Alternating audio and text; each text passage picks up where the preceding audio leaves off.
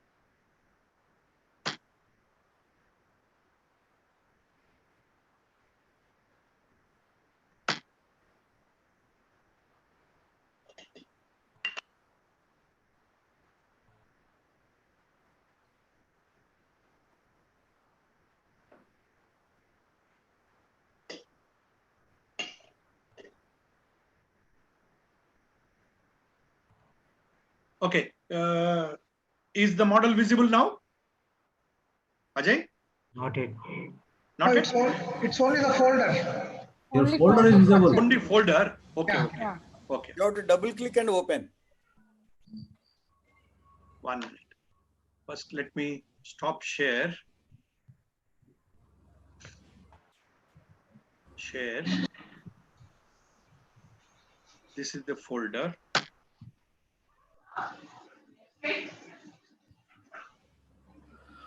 What is the status now? No, same folder. Folder is visible. Folder. Okay, let me minimize this now. Minimize this. Now I go. You do that, or in the bottom you may be finding that screen. Yeah, PDF file. That's right. Now I can.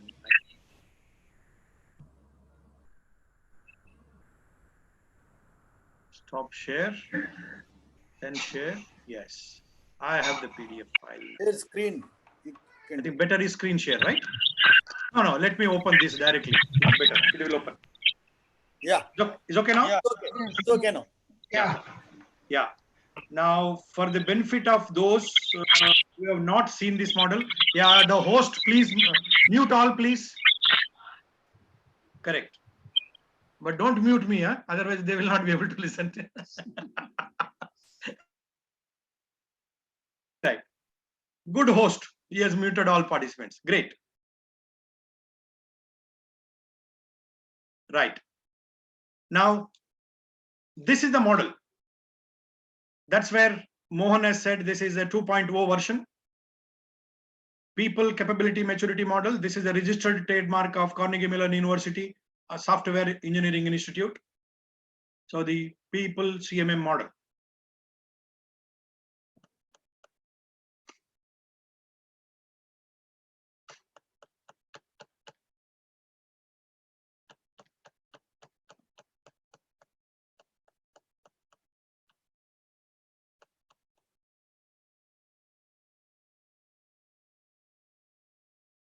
Okay, so let me talk about a little bit content of the People CMM. It is chapterized. Chapter 1, the process maturity framework. Okay, sorry. So it talks about chapter 1, process maturity framework. Chapter 2, overview of People CMM. Then chapter 3, the process areas. Chapter 4 is architecture. Chapter 5 is interpreting the model. And chapter 6 is using the model. That's what this explains. So we'll go to next. So this is about that. So the acknowledgements they have given here. So the part 1, the maturity model and background.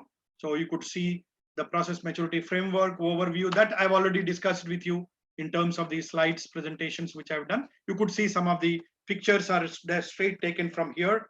These are all copyright mark of now the present CMMI Institute. But earlier, originally when it was published, it was for free for circulation.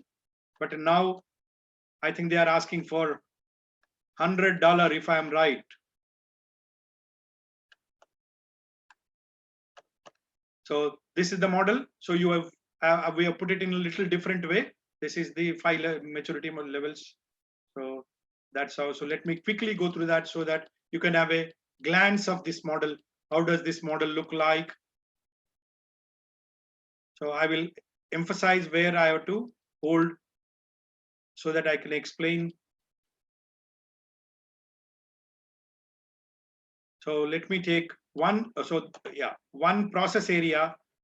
Particularly, this is the architecture. We have already seen the architecture. This is the architecture we have seen. So let me go to one process area. Take the same performance area. I know we'll go to that. Yeah, we'll go to that performance itself.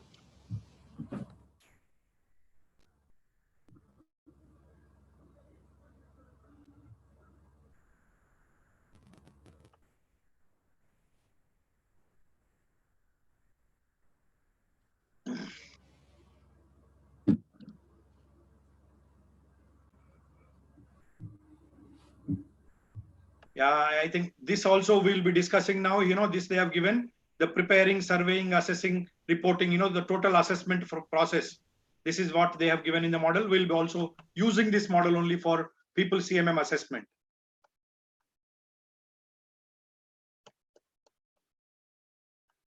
That is a right approach, but otherwise some other people were using even a different model, which is not right for the People CMM. Yeah, maturity level 2 managed. So we go to the manage. We are at managed level, maturity level 2. We go to performance 179. So these are all process areas starting now. Now you can look at it, this please.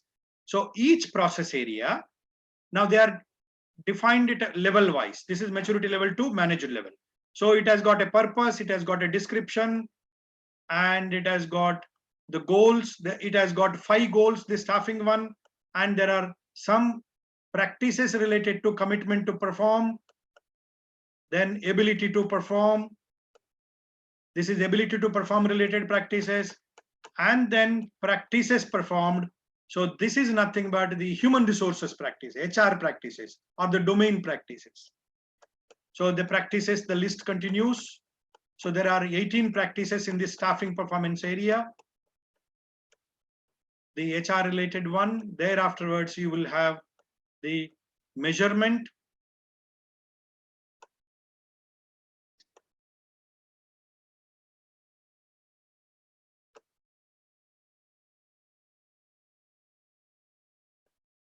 Yeah, after the 18, then we go to measurement analysis practices. Then we will see verifying implementation practices. So that's how every process area is structured. It has got a purpose, it has got a description, it has got goals, it has got 5 types of practices. These 5 types are commitment to perform, ability to perform, practices performed, which are HR domain practices, then measurement analysis, and finally verifying implementation. So we will see one sample for the clear understanding of all of us. So that sample will take it up only the performance management as a sample. So let me take the performance management as I think you can show the checklist also, I think, Chandrasekhar. that also will show, and we'll also show the assessment part. Yes, you are right. We'll show that also.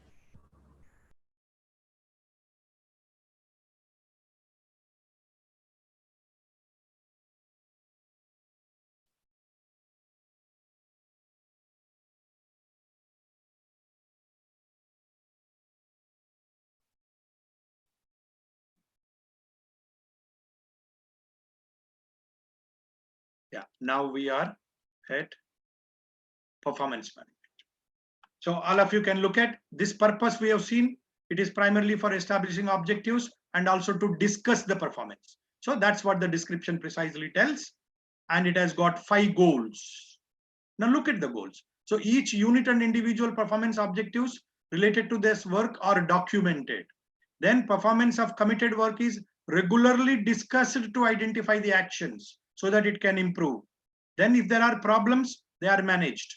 If there is outstanding performance, that is recognized and rewarded.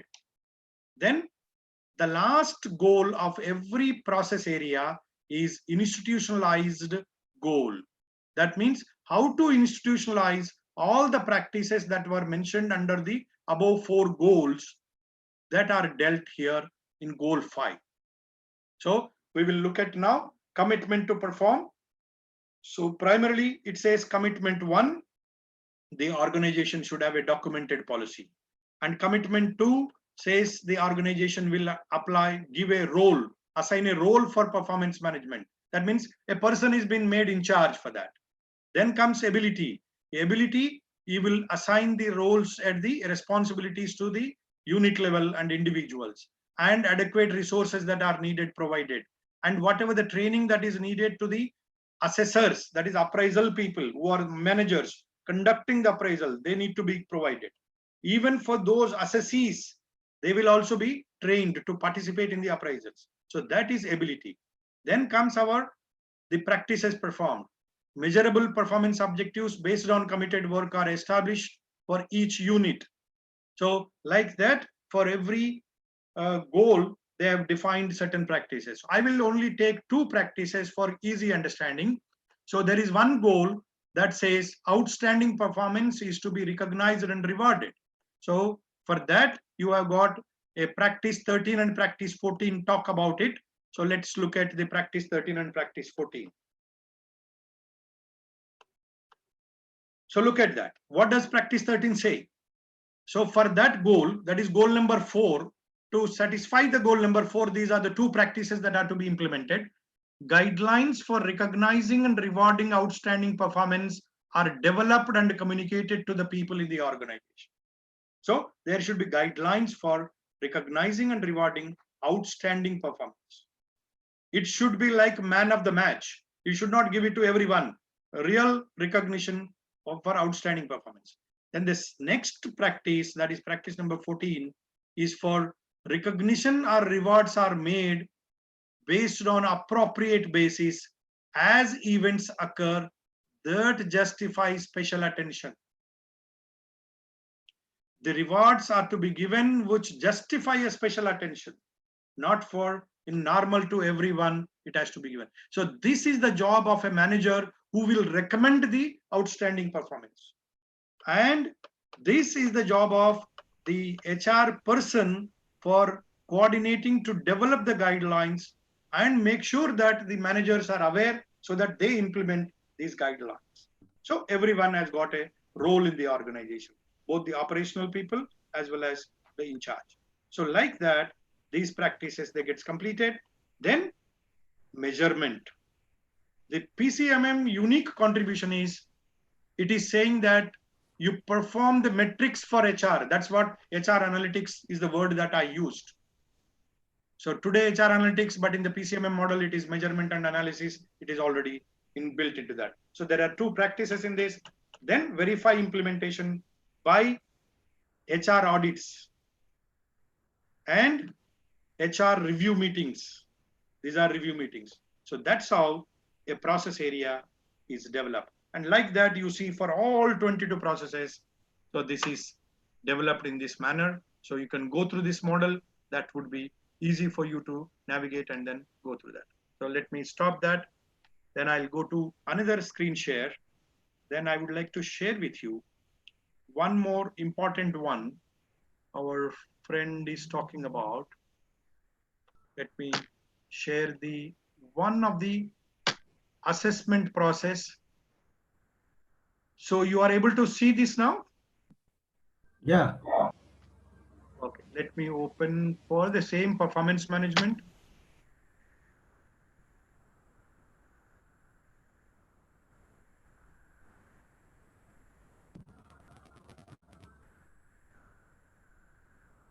Yes, now I can stop sharing this. Not sharing. I've got the Excel sheet. Now look at this. This is a assessment sheet that we conduct for one process area called performance management. For every process area, there is a checklist that has been developed based on applicability of the practices and the goals. And this is for a process owner. So in conducting the assessments, we take the samples from three levels. One is a process owner level, manager level, and individual level. So this is the process owner level, a checklist. So this talks about in this process area, these are the scores that are to be given on a scale of 1 to 5. So this is the score that they have to give for this practice in the organization. And apart from that, they have to also write an objective evidence. Why are they saying that if they give, let us say they give 5 here, why are they saying 5? Means now in all departments, including my department, measurable objectives are defined. Then you are fine. You can even refer document number. Refer document number XXXXXX. That is where document number will be verified by the assessment team member and finally approved by the lead assessor of the team.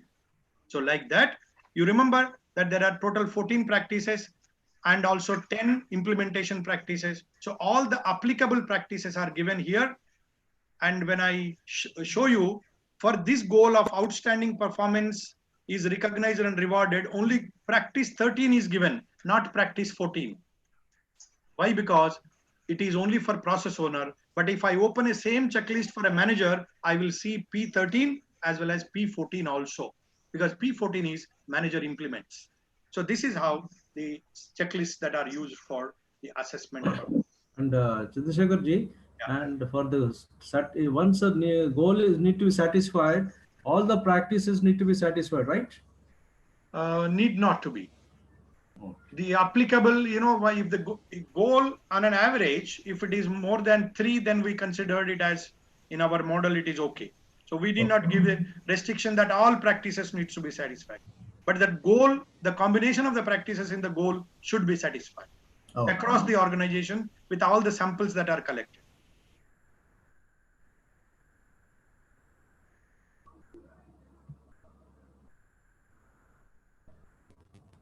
Okay, so this is how I have already covered. So let me take you straight to this chart for a couple of minutes so that I can close little early. So you could see that. Is it visible now, the numbers? Yes, sir. Yeah. Yes. Yeah, fine. So the numbers, if you see, these are all maturity levels. This is level 2 to 5. These are all process areas. That total of 22 I mentioned. Maturity level 2 has got 6, 3 has got 7. So the goals, so this is 24 goals for maturity level 2, 28 for 3, like that 87 goals. Then commitment level practices in the whole model 48, ability 106, and finally it is 499 practices. And that you can further bifurcate. Only for maturity level 2 there are 130 practices. Only for maturity level 3 161 practices. And the goals wise 28 goals.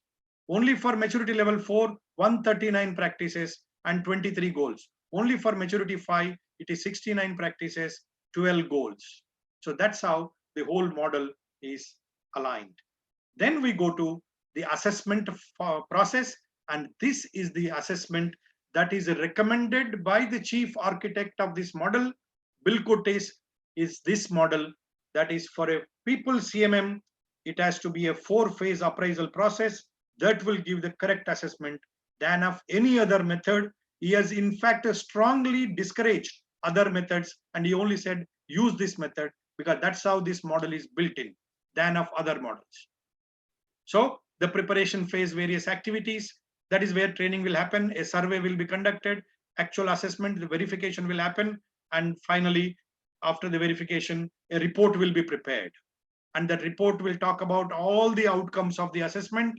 And finally, where does the organization is as of now? So that's how.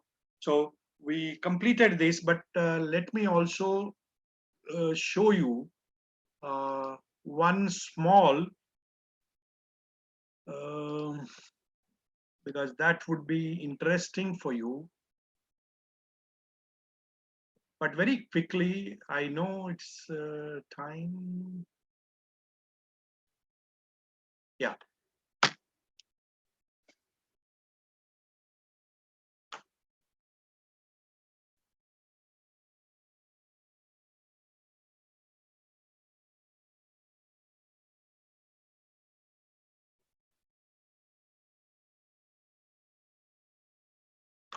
Change the screen. 1 minute. Report I'll is change. not visible. I'll change. I'm coming to that. So new share, and here, yes. Yes, please. This is one of the sample people CMM gap assessment and PCMM maturity level determination report that we have developed. This is for the highest maturity level 5. So this is the report structure. You can look at various, we have given some introductions. So look at that. This is the background of the organization. And then these are the process